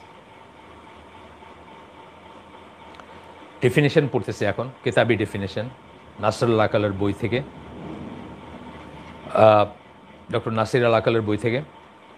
Those who declare Muslims as disbelievers, যারা মুসলিমদেরকে কাফের বলে ঘোষণা করে, because of their committing of major sins, কবিরা গুনাহ করার জন্য যারা মুসলিমদেরকে কাফের বলে ডিক্লেয়ার করে, অ্যাপার্ট ফ্রম শিরক, শিরক না, সরি আমি স্কিপ করে গেছি, সরি মাফ করবেন। And those who rebel against the Muslim leaders, আবার পড়ি লাইন থেকে, প্রথম থেকে, আমি 8টা লাইনে চলে গেছিলাম, সরি। দোজ হু ডিক্লেয়ার অথবা those who declares Muslims as disbelievers because of their committing of major sins, এই জন্য যে তারা কবিরা গুনাহ করে, যে কোনো কবিরা গুনার জন্য। And those who rebel against the Muslim leaders, এবং যারা মুসলিম লিডার্স বা নেতৃত্ব বা নেতা আমির তাদের এগেনস্টে বিদ্রোহ ঘোষণা করে। And withdraw from the unified body of Muslims, এবং মুসলিম জামাত থেকে যারা আলাদা হয়ে যায়, সেক্লুডেড হয়ে যায়, হ্যাঁ, anyone that adheres to their principles, যারা তাদের নীতির সাথে লেগে থাকে। এই যে 3টা নীতি বললাম, একটা হলো কবিরা গুনাহ করলেই বা বড় গুনাহ করলেই তাকে শিরক, মানে শিরকের কথা পরে আসতেছে, যাই হোক এখানে আসে নাই, কবিরা গুনাহ করলেই তাদেরকে কাফের মনে করে বা কাফের ডিক্লেয়ার করে, মনে করে না, ডিক্লেয়ার করে, ঘোষণা দেয়। And those who rebel against the Muslim leaders, Muslim রাষ্ট্রনায়ক বা নেতাদের এগেনস্টে বা আমিরের এগেনস্টে যারা বিদ্রোহ করে। And withdraw from the unified body of Muslims, এবং ইউনিফাইড বডি মানে যদি একটা জামা থাকে এই লিডারের আন্ডারে, সেটার থেকে আলাদা হয়ে যায়, উইথড্র করে, নিজেদেরকে সরায় নেয়। এনিওয়ান, এই 3টা জিনিস বললেন, যে কেউ যে এই নিয়ম নীতির সাথে লেগে থাকে, অ্যাডহেয়ার্স, এটা অনুসরণ করে, এটা ধারণ করে, এটা প্রপাগেট করে, to their principles and follows their path, এবং সেই মানহাজ, সেই পথ, সেই মূলনীতি, সেই প্রক্রিয়া পদ্ধতি ফলো করে, is counted as being amongst their ranks, তখন তাদেরকে খারেজিদের একজন বলা হবে বা ঘোষণা করা হবে। একটা জিনিস এখানে এই পর্যায়ে বলি যে একটা মানুষ হয়তো তার ভিতরে 5% খারেজি টেন্ডেন্সি থাকতে পারে, 95% আহলুস সুন্নাহ জামা মেথোডোলজি, আকিদা, মানহাজ থাকতে পারে। এটা হইতে পারে, এটা কিন্তু সম্ভব। অনেক সময় আমরা একটা জিনিসের পিওর হই না। হ্যাঁ, ঠিক আছে, আমরা আহলুস সুন্নাহ জামার মেথোডোলজি, প্রক্রিয়া, মানে মূলনীতি, মানহাজ ফলো করতে চাই, তাদের আকিদা ফলো করতে চাই, চেষ্টাও করে যাচ্ছি, কিন্তু দেখা গেল আমার ভিতরে একটা টেন্ডেন্সি আছে, 5% একটা মানে খারেজি ট্রেন্ড আছে আমার ভিতরে। হ্যাঁ, সেই জন্য কিন্তু আমি সেই মানুষকে সাথে সাথে খারেজি ব্র্যান্ড করব না, কারণ আমরা জানি যে পৃথিবীতে একদম পিওর হওয়াটা অনেক কঠিন একটা জিনিস। এমনকি আমি একটা উদাহরণ দিই, অনেক সময় এই কথা, এই পেপার পড়তে গিয়ে আমি অনেক সময় বলি যে মেল ফিমেলের যে উদাহরণটা, প্রতিটি মেল, সে আলফা মেল হোক আর যাই হোক, তার ভিতরে কিছু না কিছু যৎসামান্য হইলেও ফিমেল হরমোন থাকে, আপনারা জানেন যারা পড়াশোনা করছেন মেডিসিনের। এবং প্রতিটি ফিমেল, তার ভিতরে যৎসামান্য হইলেও মেল হরমোন থাকে। যদি পিওর হইতো একজন মেল এবং একজন ফিমেল, তাইলে তারা অনেক ব্যাপারে অকেজো হয়ে যেত। আপনার পড়াশোনা করলে দেখবে না, অনেক ব্যাপারে অকেজো বা অনেক ফ্লড হয়ে যেত তারা। একইভাবে সেটা দিয়ে আমি কিন্তু এটা জাস্টিফাইড করতেছি না, কিন্তু আমি বলতেছি যে একজন মানুষ, ধরেন একটা উদাহরণ দিই আমি, তারা গোল হয়ে বসে, এটাও পাবেন কোথাও বর্ণনা আসছে, গোল হয়ে বসে তারা মশওয়ারা করে। এইটা হচ্ছে খুবই মাইনর একটা একটা একটা বিহেভিয়ার তাদের। এইটাই কারো ভিতরে দেখে বললেন এরা তো খারেজি, বাকি 99.99% দিলেন কোনো মিলই নাই, এরকম যেন আমরা না করি সেটা বলছি। বা যারা মেইন বডির থেকে নিজেদের আলাদা করে না, আমাদের দেশে এখন বাইরেছে না যে 1% 2% জনসংখ্যার মানুষ সৌদি আরবের সাথে ঈদ করে, তারা আসলে কি করতেছে, মেইন বডির থেকে নিজেদের আলাদা করে নিচ্ছে না। ঠিক আছে, এটা দোষণীয় একটা জিনিস বা এটা অপছন্দনীয় জিনিস, এটা ঠিক না, তার পড়াশোনা করলে জানতো এটা ঠিক না, আলাদা ঈদ করা যায় না, জনসমষ্টির সাথে করতে হয়। কিন্তু তাদের এই বুঝটা নাই। এই কাজটা দেখেই যেন আমরা বলি না, ও এদের তো খারেজি, এরা তো খারেজি না। এটা হয়তো খারেজিদের সাথে মিলে যায় ব্যাপারটা, কিন্তু সেই জন্যই আমরা তাদেরকে খারেজি বলবো না। এইখানে একটা সাবধানতা, মানে কশন দিলাম আমি আর কি। আচ্ছা, এখন 2 নম্বরটা, এরপর পয়েন্টটা হচ্ছে এটা ডক্টর সালেহ আল ফৌজান উনি এই বইটা রিভিউ, এটা এই বুকলেটটা রিভিউ করতে গিয়ে এটা উনি অ্যাড করছেন, দ্য গাইডলাইন ফর আইডেন্টিফাইং এ খারেজি। কী করে একটা খারেজিকে আইডেন্টিফাই করবেন সেটার গাইডলাইন। আপনি অনেক কিছু দেখলে করবেন, যেমন আপনার ধরেন একটা লোক ইংলিশে কথা বলতেছে, তার তার চেহারা, সে সাদা চামড়া, সে ইংলিশে কথা বলতেছে, তখনই আপনার প্রথম মনে আসবে কি যে সে ইংলিশ স্পিকিং দেশগুলোর একটা। আপনি এখন খেয়াল করে শুনবেন সে কি আমেরিকান অ্যাকসেন্টে কথা বলে নাকি ব্রিটিশ অ্যাকসেন্টে বলতেছে। ওকে, আমেরিকান অ্যাকসেন্টে বললে তো বোঝা গেল যে সে আমেরিকান বা ক্যানাডিয়ান, ওই সাইডের কানাডার লোক। আর যদি সে ব্রিটিশ অ্যাকসেন্টে বলে তাহলে আপনি চিন্তা করেন, ও তাহলে সে বোধহয় স্কটল্যান্ড, ইংল্যান্ড, আয়ারল্যান্ড এইসব জায়গায় কোথাও একটা জায়গায় হবে। হ্যাঁ, তাহলে আপনি এই যে ব্যাপারগুলো, মানে বৈশিষ্ট্য দেখে আমরা আইডেন্টিফাই করার চেষ্টা করি। সেখানে বলছেন উনি, এখানে 3টা প্রধান বৈশিষ্ট্য দিচ্ছেন। Outwardly, 1 number, outwardly proclaims rebellion against the Muslim rulers. সরাসরি ঘোষণা করে মুসলিম রুলার বা শাসকের এগেনস্টে বিদ্রোহ করে, ওপেনলি বিদ্রোহ করে। 2 নম্বর, হোল্ডস মুসলিম টু বি ডিসবিলিভ। আমরা এগুলো সবই পড়ছি একটু করে, একটু আগেই, কিন্তু ডক্টর সালেহ আল ফৌজান একটু কনসিলারেট করে দিয়েছেন বৈশিষ্ট্যগুলো তার ভাষায়। 2 নম্বর বলছেন, holds Muslims to be disbelievers due to major sins apart from শিরক। এই কথাটা আমি লাইনটা স্কিপ করে গেছিলাম। শিরকের চেয়ে ছোট কোনো গুনার জন্য, মেজর সিন কবিরা গুনার জন্য, শিরক একটা কবিরা গুনাহ কিন্তু অনেক বড় কবিরা গুনাহ, আলাদা ক্যাটাগরির কবিরা গুনাহ। শিরক কবিরা গুনাহ বটে, কিন্তু এটা ইমান বিনষ্টকারী কবিরা গুনাহ। তার চেয়ে নিচের ক্যাটাগরির যে কোনো গুনার জন্য কাউকে যখন কাফের বলে জ্ঞান করে, মনে করে, ডিফাইন করে। 3 নম্বর হচ্ছে জাস্টিফাইজ দ্য ভিউজ অফ দ্য খাওয়ারিজ। 3 নম্বরটা কিন্তু ডেঞ্জারাস আমাদের অনেকের জন্য। আমাদের দেশের বহু মানুষ খারেজিদের ভিউকে জাস্টিফাই করে, কেন? অমুকের লেকচার আমার শুনতে খুব ভাল লাগে। নামবিহীন, চেহারাবিহীন লোক একের পর এক মসজিদুল হারাম এবং মসজিদ নববী সহ পৃথিবীর বড় আলেমদের সবাইরে কাফের মুশরিক বলে যেতেছে, খুব সুন্দর বক্তৃতা দেয়, সেই জন্য তার কথা শুনতে আমার খুব ভাল লাগে, এই জন্য আমি তাকে পছন্দ করি। আপনি কিন্তু আলটিমেটলি তাদের ফোল্ডে চলে যাচ্ছেন নিজের অজান্তেই। হ্যাঁ, এটা খেয়াল করার ব্যাপার। কি বলতেছেন? Justify the views of the খাওয়ারিজ। তাদের ভিউকে জাস্টিফাই করে। যে আমাদের ইয়াং জেনারেশনে বহু মানুষ আছে শুধুমাত্র একজন স্পিকারের কথা ভাল লাগার জন্য, আমাদের দেশেও আছে, বিদেশেও আছে, তার অনুগত, তার আরাধনা করে, তাকে লিডার মানে, তাকে আলেম মানে, তার কথা, তার কাছ থেকে ফতোয়া নেয়, সে যাকে হারাম বলে হারাম বলে, সে যাকে হালাল বলে হালাল বলে। এই যে 1400 বৎসরের আহলে সুন্নাত জামার যে বিশাল আলেম গোষ্ঠী আছেন, তাদের কাছে ধারে দিয়ে না গিয়ে ওই লোকের কাছেই তার মন প্রাণ সঁপে দেয়। হ্যাঁ, এই জন্য আল্লাহ রসুল সাল্লাল্লাহু আলাইহি সাল্লাম এলোকোয়েন্স মানে সুন্দর করে কথা বলাকে সেহির বলছেন। সেহির মানে জাদু। জাদুর সেন্সটা ইসলামে কখনো কিন্তু পজিটিভ না, আপনারা হয়তো জানেন। জাদুকে ইসলামে কিন্তু, যদি আপনাকে কেউ বলে যে এই লোকটা জাদু করে, আপনি কি পজিটিভভাবে নেবেন? কখনোই নেবেন না। জাদু, ম্যাজিক যেটা আমরা বলি না, সেহির বলি, সিহিরের সেন্সটা পজিটিভ নাই। মুসা আলাইহিস সালামের ওটা তার সিহির ছিল না, ওই একটা কারামা বা মোজেজা যেটাকে আমরা বলি, কারামা না, ওনার বেলায় মোজেজা, ওইটাকে আমরা অ্যাপ্রিসিয়েট করি, কারণ ওটা সরাসরি আল্লাহ দিয়েছেন তাকে, বা একটা পারপাস ছিল ওটার। এবং ওটা মিশরীয় জাদুকররা বুঝছিল যে ওটা জাদু না। শুধু ওইখানে আমরা এই ধরনের জিনিসকে অ্যাপ্রিসিয়েট করছি বা করে থাকি, কিন্তু এছাড়া আমরা কি, সিহিরের সেন্সটা কি আমাদের কাছে সবসময়ই নেগেটিভ। তাহলে আল্লাহ রসুল সাল্লাম এলোকোয়েন্সকে বা সুন্দর করে কথা বলাটাকে ইসের সাথে তুলনা করছেন, জাদুর সাথে তুলনা করছেন, সেহের বলছেন। এই জন্য বলছেন যে একটা মানুষকে দিয়ে আপনি সুন্দর করে কথা বলে অসাধ্য সাধন করতে পারেন। ধরেন হিটলার অথবা লেনিন অথবা স্ট্যালিন, যাদের জন্য লক্ষ লক্ষ কোটি কোটি মানুষ প্রাণ দিয়েছে, তারা নিশ্চয়ই মানুষকে এভাবে কনভিন্স করতে পারছে, তাই না? তারা নিশ্চয়ই কথা বলতো খুব সুন্দর করে, তাই না? খুব সুন্দর করে কথা বলতো, বা তাদের একটা কথার একটা ইনফ্লুয়েন্স ছিল মানুষের উপরে। কিন্তু সেই জন্যই কি তাকে, এই জন্য আমি মাঝে মাঝে বলি, আপনার ভাল লাগতেছে এটা কোনো দলিল না। আমাদের এইসব আয়োজন, আমাদের তাকওয়া মসজিদের আয়োজন বা এগুলোকে অনেক সময় আমার এই কথাগুলো শুনতে খুব ভালো লাগে বা এরকম ভাল লাগে, আপনার ভাল লাগা কোনো দলিল নেই, এটা অলওয়েজ মনে রাখবেন। আপনি যদি ভাল লাগে দলিল বানায় নেন, আপনি বিপদগামী হয়ে যাবেন।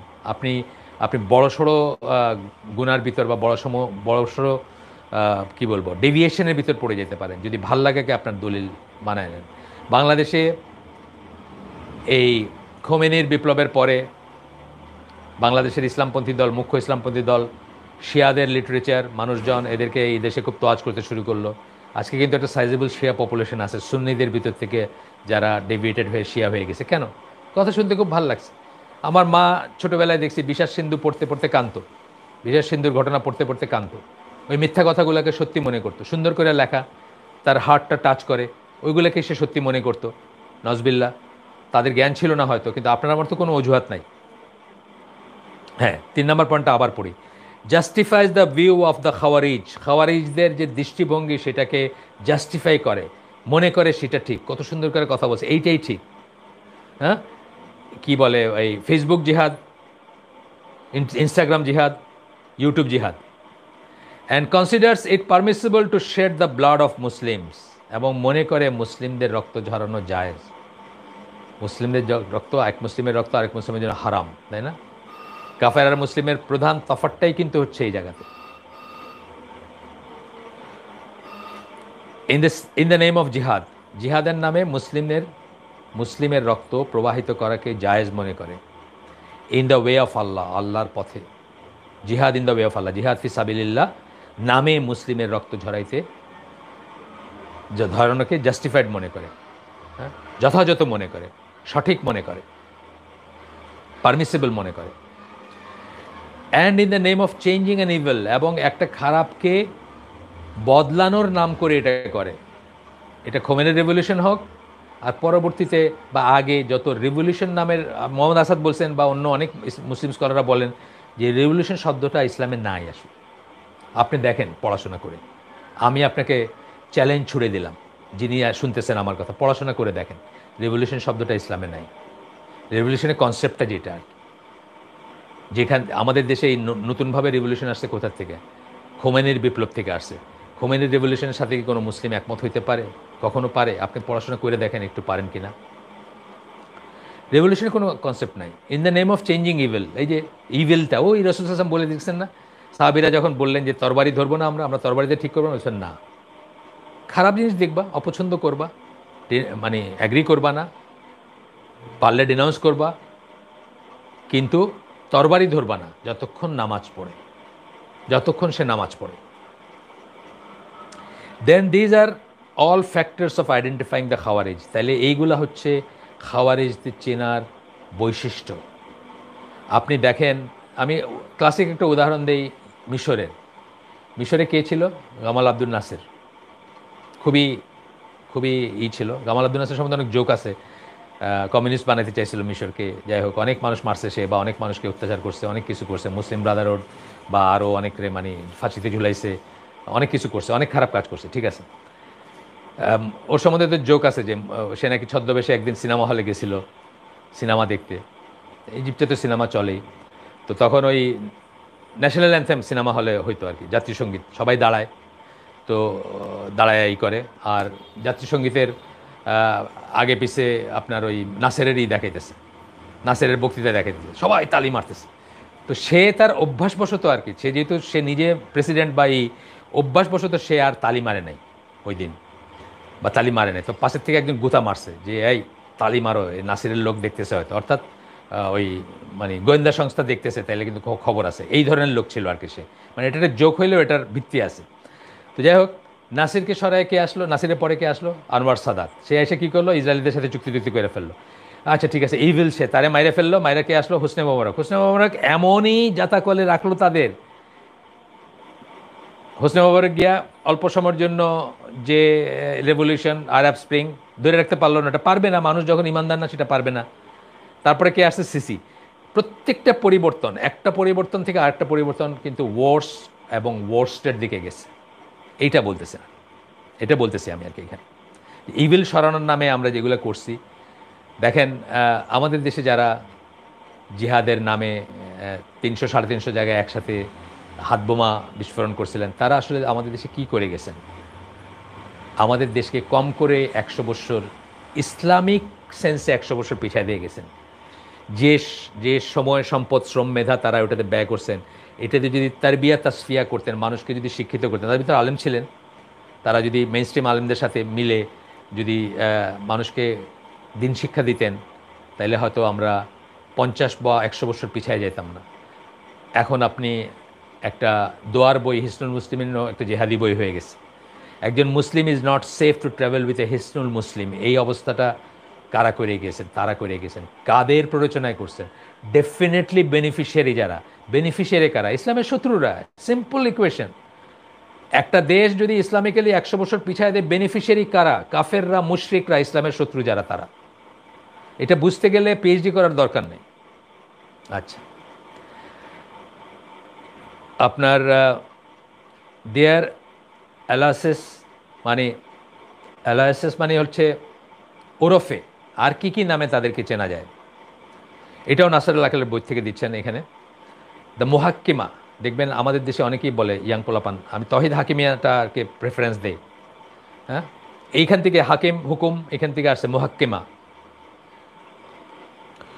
হুরুরিয়া, দ্য হুরুরিয়া, দ্য সাবাইয়া, দ্য নাসিবা, দ্য মারিকা, দ্য মুকাফিরা অ্যান্ড আহলুন নাহরাওয়ান। নাহরাওয়ান একটা জায়গা আপনারা জানেন, খারেজিদের ইতিহাসের একটা খুব ইম্পর্টেন্ট জায়গা, সেটার নামে তাদেরকে নাহরাওয়ানের লোক বলা হয়। আমরা নাহরাওয়ান নিয়ে পড়বো, আমাদের ডিটেলস পড়ার আছে, আমরা পড়বো ইনশাল্লাহ। এইখানে আচ্ছা, এরপরে আসতেছে অরিজিনটা কিভাবে হইল, শুরুটা কিভাবে। ওমর রাদিয়াল্লাহু আনহু মারা যাওয়ার পরে ফিতনার দরজা খুলে গেল। একটা হাদিস আছে, আপনারা জানেন, সই হাদিস, যে ওমর রাদিয়াল্লাহু হচ্ছে ওয়াল, ফিতনার ওয়াল।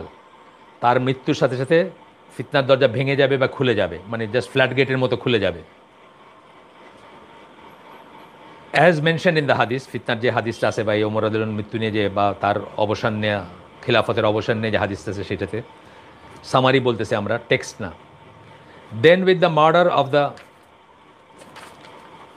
থার্ড খলিফা Uthman bin Affan, Uthman bin আফফানকে হত্যা করা হলো 35 হিজরিতে। 35 হিজরি মানে রাফলি রাসূল সাল্লাল্লাহু আলাইহি সাল্লাম মারা যাওয়ার 25 বছর পরে তাকে হত্যা করা হলো। Due to a conspiracy from Ibn Saba. Ibn Saba কে ছিল? একজন জিন্দিক ছিল। জিন্দিক কাদের বলে? যারা আপনার কোনো একটা কজকে, কোনো একটা জনগোষ্ঠীকে, কোনো একটা ধর্মকে, কোনো একটা পলিটিক্যাল মতবাদকে, আমরা যখন জিন্দিক বলতেছি তখন শুধু ইসলামের কথাই বলবো, তখন কোনো আর আসবে না, সরি। কিন্তু এটা ইতিহাসে দেখবেন যে লরেন্স অফ অ্যারাবিয়া, যেমন লরেন্স অফ অ্যারাবিয়া আরব সেজে আরবদের নিয়ে ইসলামের ভূমিগুলোকে ধ্বংস করছে বা বিভক্ত করছে। এই সেন্সটা আসে জিন্দিকে। তো এইভাবে ইসলামের ভিতর যারা এই উদ্দেশ্য নিয়ে জয়েন করে যে ইসলামকে ধ্বংস করার জন্য, আদতে তারা মুনাফিক বা কাফের, তাদেরকে জিন্দিক বলা হয়। ইবন সাবা ছিল একজন জিন্দিক, এবং সে ছিল, আপনারা অনেকেই জানেন হয়তো, সে ছিল শিয়াদের ফোরফাদার। যদিও যদিও ইহুদি ছিল সে, যদিও তাকে শিয়ারা অস্বীকারই করে, অলটুগেদার অস্বীকার করে, তার অস্তিত্বই স্বীকার করতে চায় না। And those who were deluded by him, এবং যারা তার দ্বারা মোহাবিষ্ট হয়েছিল, সে যাদেরকে বিপদগামী করতে পারছিল। ওই যে বললাম, এলোকোয়েন্স, সুন্দর করে কথা বলে মানুষকে খুব ইজিলি বিপদগামী করা যায়। আমাদের মানে third world country in particular, আর সারা ওয়ার্ল্ড ইন জেনারেল, বড় বড় ডেসপটগুলা, বড় বড় অত্যাচারীগুলা, বড় বড় মুনাফিকগুলা, বা বড় বড় কি বলে বারবেরিয়ান্স যাদেরকে বলছেন, একজন আপনার জার্মান মারা গেছেন মহিলা ফিলোসফার ছিলেন, উনি বলছেন যে পৃথিবীর লাগাম হচ্ছে বারবেরিয়ান্সদের হাতে এখন। তো তারা হচ্ছে সবাই সুবক্তা, তাদের কথা শুনলে আপনি অভিভূত হয়ে যাবেন। আমি বেশি একটা শুনি নাই, ওবামার একটা বক্তৃতা শুনে আমি খুব অবাক হয়েছি যে সে যে এত ওয়েল রেড এবং ওয়েল স্পোকেন, এটা কিন্তু আমি জানতাম না। একটাই দেখছিলাম আমি, অদ্ভুত সুন্দর করে কথা বলে। কিন্তু এই ট্র্যাপে যদি পড়েন তাইলে কিন্তু আপনি গেছেন। আগেই বললাম, আবার বললাম এখন। তো ডেলিউডেড কথাটা বলতে সেই সেন্সটা আসতেছে যে যাদেরকে সে ধোকা দিছে বা যাদেরকে সে ওইভাবে ইনফ্লুয়েন্স করছে। deluded by him, the fitna was re-established, fitna আবার আসলো, and we continue to see the evil effect up to this very day of hours, অর্থাৎ রাসূল সাল্লাল্লাহু আলাইহি ওয়াসাল্লামের পিরিয়ডটা এবং ওই দুই খলিফার পিরিয়ডটাতে ফিতনা ছিল না দুনিয়ায়, অর্থাৎ কনফিউশন ছিল না। ফিতনার একটা মিনিং হচ্ছে, ফিতনার অনেক মিনিং আছে, একটা মিনিং হচ্ছে সত্য থেকে মিথ্যাকে যখন আলাদা করা যায় না। আপনি দেখেন ওসমান রাদিয়াল্লাহু আনহু ওই সময়টায় অনেক সাহাবী ঘরের দরজা বন্ধ করে মসজিদে পর্যন্ত যান নাই, কারণ এই সময়টায় ফিতনার সময় কোনো কোনো দলে যাওয়া, কোনো কোনো কারো পক্ষ নেওয়াটা তারা জায়েজ মনে করেন না, এবং এটাই সঠিক সঠিক স্ট্যান্ড। অনেক বড় সাহাবীরা আছেন যারা কোনো পক্ষে যান নাই, আমরা দেখব পরে, আমরা যদি ইতিহাস পড়ি বা পরে পড়ি তখন দেখব। আচ্ছা, এরপরে বলতেছেন যে ওসমান রাদিয়াল্লাহু আনহুর পরে কী হলো, আলী রাদিয়াল্লাহু আনহু সিট অফ পাওয়ার কোথায়? মদিনায়। মদিনা হচ্ছে সেন্টার বা ক্যাপিটাল। সেখানে লোকজন তার কাছে বায়াত নিলেন, অনেক মানুষ নিলেন, মোস্ট অফ দ্য মুসলিমস যারা ওইখানে ছিলেন তারা নিলেন, মদিনায় ছিলেন বা আশপাশে যারা ছিলেন, অথবা দূর দূরান্ত থেকেও নিলেন অনেকেই। মুয়াবিয়া রাদিয়াল্লাহু আনহু তখন সিরিয়ার গভর্নর।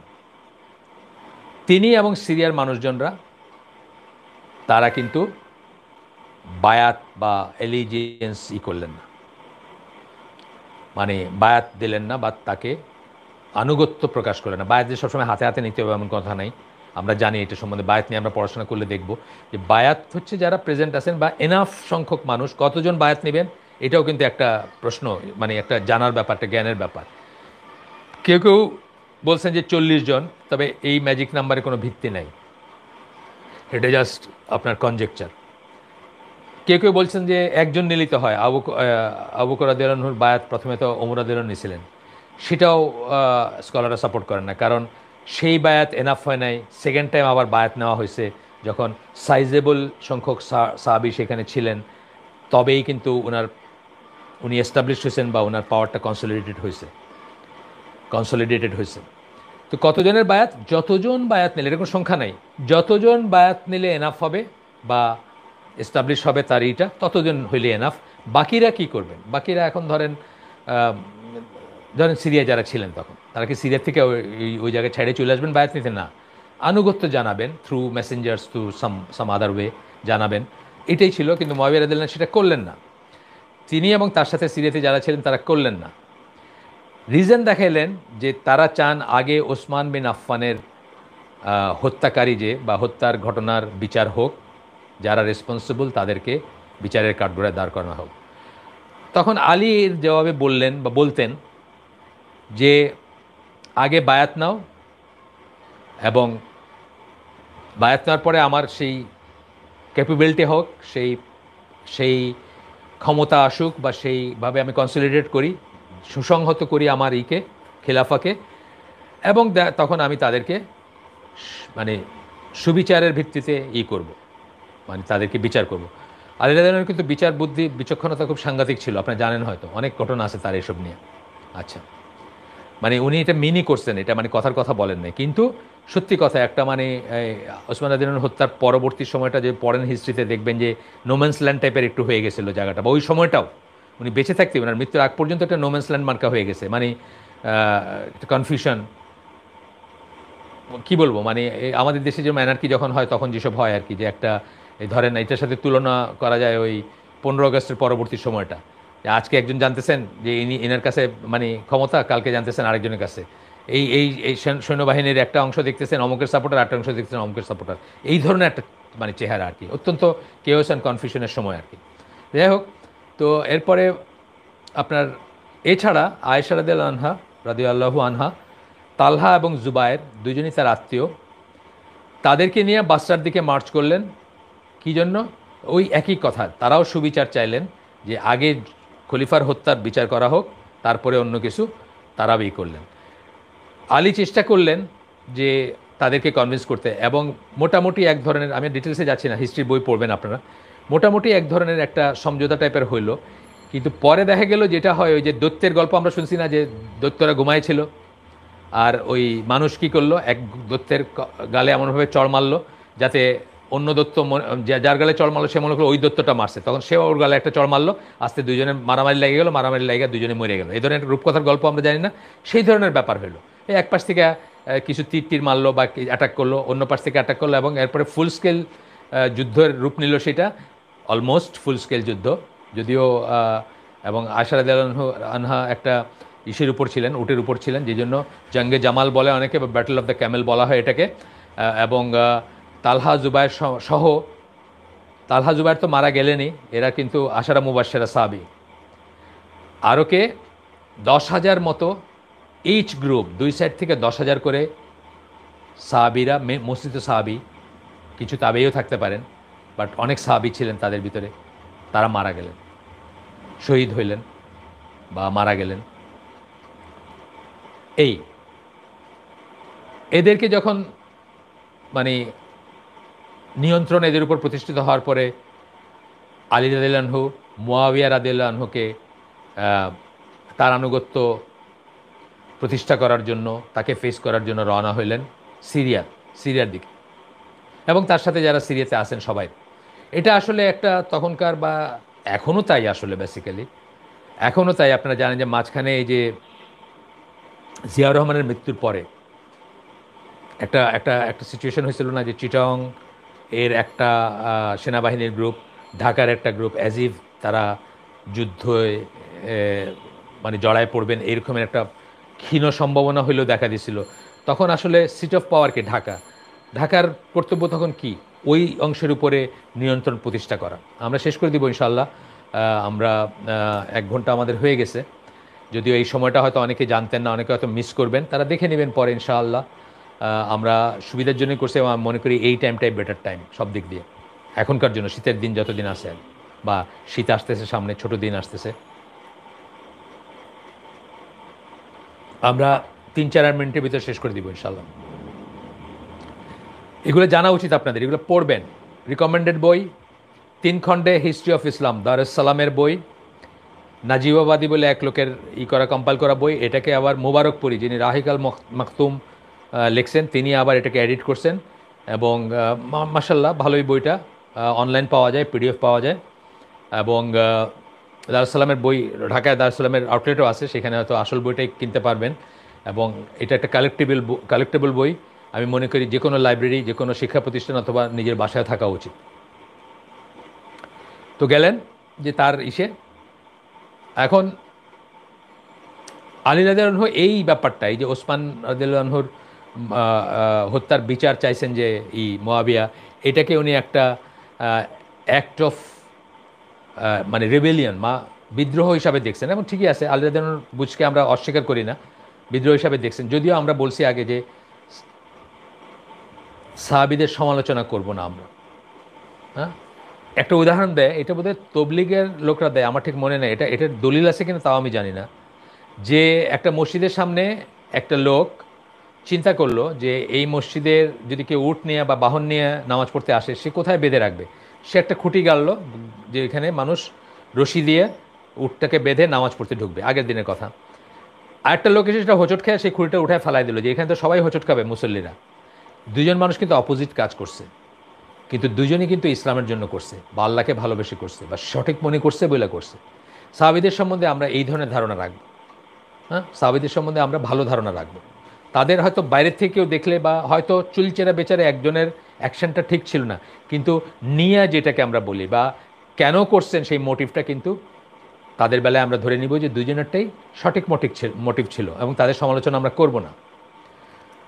তো এরপরে তাদের যেটা হলো যে সিফিনের যুদ্ধ হলো। সিফিনের যুদ্ধেতে অলমোস্ট যখন হেরে যাচ্ছেন মুয়াবিয়ার বাহিনী, তখন তারা বর্ষার আগে কোরআনের করলেন, এবং সেইটার পথ ধরে কী হলো, একটা ডিসিশন নিতে আলী রাদিয়াল্লাহু আনহু বাধ্য হইলেন যে তাদের ভিতরে একটা আরবিট্রেশন হবে, বা একটা হবে, কি বলে, একটা মধ্যস্থতা হবে, বা একটা সালিশ হবে, সোজা কথা। এটা বাধ্য হইলেন মানতে কেন, মানে স্পেশালি কারি ছিলেন আলী রাদিয়াল্লাহু আনহু নিজের আর্মিতে, বেশ কিছু কারি ছিলেন। তারা মনে করছেন যে দিন ইসলামের বড় একটা ড্যামেজ হয়ে যাবে, কারণ আগে হয়েছে 10,000 করে মরছেন বললাম না, সেই ধরনের বড় একটা ড্যামেজ হয়ে যাবে যুদ্ধটা যদি চলতে থাকে। তারা বললেন যে ঠিক আছে, তোমরা বসো, আরবিট্রেশনে বসো। হ্যাঁ, তখন কি হলো যে there appeared amongst the ranks of Ali's army some who oppose this decision. এই যে ক্ষান্ত হইলেন, এই ডিসিশনটাকে অপোজ করলেন কিছু মানুষ। This opposition eventually ended up in their disobedience to the ruler and their rebelling against him. এইখান থেকেই শুরু হয়েছে। আপনি তো আমিরুল মোমিনিন, আপনি কেন আরবিট্রেশনে বসবেন? আপনি কেন সালিশে বসবেন? আপনি কি আমিরুল মোমিনিন না? আপনার আপনার ডিসিশন ফাইনাল, আপনি আরেকজনের কথা কেন শুনবেন? এই ধরনের ব্যাপারটা প্রাথমিকভাবে ছিল। এটার থেকে আস্তে আস্তে কী হলো, তারা তাকে অমান্য করতে শুরু করলো এবং আলটিমেটলি বিদ্রোহী করে বসলো তারা। দ্যাটস হাউ দ্য খাওয়ারিজ ইজ স্টার্টেড আর কি, মুভমেন্ট। আচ্ছা, এরপরে কী করলো, তারা এমনকি আলী রাদিয়াল্লাহু আনহুকে ডিসবিলিভার বলল, কাফের বলেই করলো, as well as anyone that agreed with his decision. আর যে কারোকে যে তার ডিসিশন মানলো তাকেও কাফের বলতে শুরু করলো। And they raised high the slogan ইনিল হুকমু ইল্লা লিল্লাহ। এই কোরআনের সূরা ইউসুফে 2 বার আছে আর সূরা আনামে 1 বার আছে। এই আয়াতটা দিয়ে তারা করতে শুরু করলো। আজকে আমরা এখানে শেষ করে দিই। সুবহানাকা আল্লাহুম্মা বিহামদিকা আশহাদু আল্লা ইলাহা ইল্লা আনতা আস্তাগফিরুকা ওয়া আতুবু ইলাইক। আমরা যে শুনলাম তার ভিতর ভালো কিছু শুনে থাকলে সমস্ত প্রশংসা আল্লাহর, খারাপ কিছু শুনে থাকলে সমস্ত ব্যর্থতা আমার এবং সেটা শয়তানের তরফ থেকে। আমরা আমাদের ইয়াং জেনারেশনকে চেষ্টা করতেছি একটু করতে, আপনার একটু দাঁড়ান, একটু দেখি এটা। হ্যাঁ, আচ্ছা, একজনের যে সালাম, ওয়ালাইকুম আসসালাম, আর কিছু না। উনি আরেকজন হচ্ছেন যারা নিজেদের সেকুলার দাবি করে এবং যারা কাফেরদের সাথে বন্ধুত্ব করে তারা কোন ক্যাটাগরিতে পড়বে? তারা কুফর করে। তারা যদি বলে যে আমরা ইসলাম মানি না, আমরা সেকুলারিজমকে সঠিক মনে করি, তারা কুফর করে। কাফেরদেরকে যা বন্ধু হিসাবে নেয় মুসলিমদের ভিসাভিস, মুসলিমদের এগেনস্টে গিয়ে একটা কুফর, কিন্তু তাকে কাফের বলবো না আমরা। তাকে কাফের বলতে হলে যে কোনো মানুষকে হুজ্জত কায়েম করতে হবে। এটা অনেকবার ডিসকাস হয়ে গেছে। আপনার নামটা আমি নতুন দেখতেছি, এই জন্য আপনি প্রশ্নটা করছেন, আপনি জানেন না সেই জন্য। আচ্ছা, এরপরে আরেকজনের প্রশ্ন। আসসালামু আলাইকুম। ওয়ালাইকুম সালাম। আমি ফয়সাল, ম্যারিড, বেসরকারি চাকুরিজীবী। আমি কি কানাডায় মাইগ্রেশনের জন্য অ্যাপ্লাই করতে পারি? আমি বিস্তারিত দেখার জন্য একটা ভিডিও পোস্ট করছি, 14 নম্বর ক্রান্তিলগ্নে ইসলামের ইসে, 2 ঘন্টার ভিডিও। সবাই ইনশাআল্লাহ দেখবেন, সময় নিয়ে দেখবেন, তাড়াহুড়া করবেন না, বোঝার চেষ্টা করবেন এখানে কি বলছেন। আমি আবু বকর জাকারিয়া এবং শায়েখ আহমদুল্লাহ দুইজনকেই, ডক্টর আবু বকর জাকারিয়া এবং শায়েখ আহমদুল্লাহ দুইজনকে এটা দেখতে বলছি। শায়েখ আবু বকর জাকারিয়াকে আমি রিকোয়েস্ট করছি উনি যেন এটা আত্মস্থ করে বাংলা ভাষায় এই ধরনের এইটা বা এইখানে যে প্রসঙ্গগুলো আসছে সব কটাকে অ্যাড্রেস করে যেন উনি একটা করেন, একটা আয়োজন করেন। উনি আমাকে কথা দিয়েছেন উনি এটা শুনবেন, দেখবেন এবং ইনশাল্লাহ উনি সেরকম একটা কিছু আয়োজন করবেন। একই কথা বারবার জিজ্ঞেস করা মানে হয় না, এই কথাগুলো পুরানো কথা। আপনারা কিছু পড়েন না, আপনারা কিছু শোনেন না। ভেরি সরি টু সে, আপনারা পড়েন না, শোনেন না, মনোযোগ দিয়ে কিছু জানতে চেষ্টা করেন না। উপরে উপরে খালি একজন কেউ একটা বলে দিবে, তার উপরে সব দায় দায়িত্ব বর্তাবে, এইটা হয়তো আপনাদের মনে হয়। I am sorry to say. আপনি খেয়াল করে এটাও দেখেন না যে এরকম একটা ভিডিও আমি দিছি। হ্যাঁ, আপনাকে আপনার নামটা আমি বলছি কিনা আমি জানি না, বলি নাই, হয়তো বলার দরকার নাই, কারণ আপনি তো আমার সাথে যুক্ত বা আমাদের এই কাজগুলোর সাথে যুক্ত। আপনি একটু দেখেন কি ভিডিওটা দিছি। 14 নম্বর ইসে আমি একটা ভিডিও দিছি, সবার জন্য মাস্ট ওয়াচ বলছি এবং পন্ডার করতে বলছি। ওটা দেখেন, তাহলে আপনি ইনশাল্লাহ বুঝবেন যে এটা কী। আচ্ছা, আরেকটা আসছে প্রশ্ন ঠিক না, মানে এটা আপনার নামটা ভাই আমার পিটার পার্কার, এটা কী ধরনের মুসলমান নাম আমি ঠিক জানি না। আপনি হয়তো ছদ্মনামে করছেন, ছদ্মনামও তো একটা মুসলমান নাম হইতে পারত, সেটাও আবার পিটার পার্কার কেন হবে? নিশ্চয়ই কোনো মানে বিধর্মীকে অ্যাপিস করতে চাচ্ছেন নাকি, আমি বুঝলাম না। এমনকি কোথাও কাজ করেন যেখানে এই নামের সুবিধা? আমি এক অস্ট্রেলিয়ান মুসলমান ভাই, আমি মানে সংস্থার নাম বললাম না, সবাই চিনে ফেলবেন এই জন্য। মুসলমানদের জন্য অনেক কাজ করেন, নাম হলো স্যামুয়েল হ্যারিস। তো এটা হলো নাম ক্যামোফ্ল্যাজ করার একটা চেষ্টা। এটা ইটসেলফ একটা গরিবই, এবং এটার ভিতরে আমি মনে করি এটা সঠিক না। আরব কান্ট্রি প্রথম ইউরোপিয়ানদের কলোনি হয়েছিল, তখন অনেক মুসলিম তাদের বিরুদ্ধে যুদ্ধ নেমেছিল। তার একটি উদাহরণ হলো ওমর মুখতার। এনাদের বিরুদ্ধেও অনেক আলেম তখন ফতোয়া দিয়েছিল। এই পরিস্থিতি আমরা কার পক্ষে থাকব? দেখেন, মুসলমানের এগেনস্টে কিছু করা এবং অমুসলিম এগেনস্টে কিছু করার ভিতর আকাশ পাতাল তফাৎ। আমরা যে হাদিসগুলো পড়লাম, কি পড়লাম? যতক্ষণ সে নামাজ পড়বে। এখানে কিন্তু মুসলিম রুলারের কথা আসছে, কাফের রুলারদের কথা আসে নাই। কাফের রুলারদের ব্যাপারেও অ্যানার্কি বা ফিতনা বা হত্যাযোগ্য মানে মানে সেগুলোরও নিয়ম আছে, সেগুলো করা যাবে না। সবচেয়ে বড় কথা যেগুলো কারা করবেন, মুসলিম লিডারের এগেনস্টে হোক অথবা মুসলিম সমাজে হোক, বা কাফের লিডারের এগেনস্টে হোক, বা কাফের সমাজে হোক, কাফের দেশে হোক, বা কাফের কলোনিতে হোক, কে করবেন এগুলা? People who tie and untie. এটা আমার ল্যাঙ্গুয়েজ না, এটা ইমাম নওয়াবির একটা ল্যাঙ্গুয়েজ। যারা বাঁধেন এবং যারা খোলেন, ঠিক আছে? যারা বাঁধেন এবং যারা খোলেন, কারা বাঁধেন এবং কারা খোলেন? পিপল হু টাই আনটাই, তারা এইগুলার জন্য চেষ্টা করবেন, আপনার প্ল্যান করবেন, তারপরে মশওয়ারা করবেন। কারা তারা? গোত্রপতি যারা তারা এবং মুজতাহিদ আলেমরা। আপনারা শুনছেন কিনা আমি জানি না, আপনাদের সাথে বলছে কিনা জানি না, সৌদি আরবের একজন শাসককে তারা অযোগ্য মনে করছিলেন। আব্দুল আজিজ বিন সৌদ মারা যাওয়ার পরে তার বড় ছেলে যে সৌদ বিন আব্দুল আজিজ, উনি বাদশাহ হন এবং উনি মদ্যপ ছিলেন এবং উনি ঘুমায় ঘুমায় দিন কাটাইতেন। রাষ্ট্রীয় কাজগুলো সব গোল্লাই যাইতেছিল। সমস্ত ওলামা এবং মানে ওলামাদের সবাই এবং গোত্রপতি যারা, অর্থাৎ তাদের তো গোত্র আছে, এই গোত্র ওই গোত্র ওই গোত্র, যারা চিফটেন্স আমরা বলি, যারা অ্যাকচুয়ালি তাদের আন্ডারের মানুষগুলোকে নিয়ন্ত্রণ করেন বা তাদের মানুষগুলো তাদের কথা শুনে, সবাইকে মিলে বসে কিন্তু সবাইয়ের মতে ওই বাদশাকে ডিপোজ করছিলেন এবং ফয়সাল বিন আব্দুল আজিজকে সৌদি আরবের কিং বানাইছিলেন। সুতরাং এই কাজটা হচ্ছে তাদের কাজ, আমার মতো আপনার মতো টমডিক হ্যারির কাজ না এটা। হ্যাঁ, তারা ঠিক করবেন কোনটা কি, এবং তখন তাদেরকে আমরা সেসব আলেমদের কাছ থেকে যদি আমরা জানি ফতোয়া, মানে ফতোয়াটাও কার কাছ থেকে নেবেন সেটা, এখন যদি দেওয়ানবাগি আপনারা বলে একটা আর ডক্টর সাইফুল্লাহ বলেন আপনি কোন ফতোয়া নেবেন আপনি জানেন না, আপনাকে জানাই দিতে হবে। সুতরাং ফতোয়া কার কাছ থেকে নেবেন সেটাও এখান থেকে আসবে।